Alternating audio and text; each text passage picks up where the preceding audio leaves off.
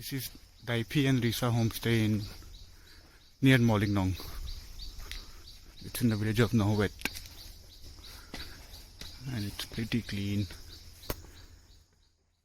very serene, and the host is very polite and generous. Last night there was a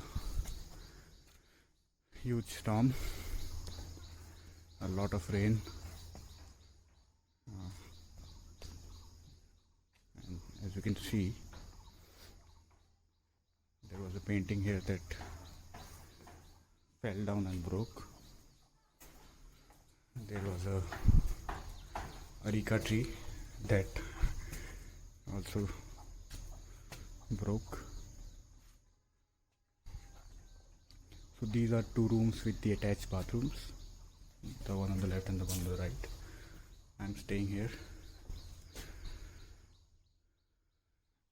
The room is very cutely decorated with paintings. The bathroom is also good enough. There's a geyser.